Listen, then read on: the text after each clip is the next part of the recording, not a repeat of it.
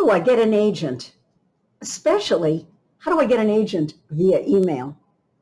Well, first of all, only query agents who are looking for authors like you. They work in your genre. They're looking for your particular kind of work. For example, if it's fantasy, is it young adult fantasy? If it's mystery, are they looking for dark noir things, or are they looking for cozies? Make sure that the agents you query are ones that are looking for you.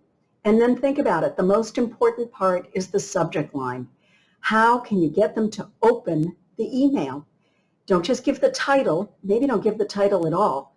Tell them something that's going to hook their interest, that high concept, big idea you have, or an unusual protagonist, something that gets them to open it. And then the query should follow hook, book, cook. Hook their interest with the premise. Book, couple of sentences about what it's about. And then why you. You're the cook.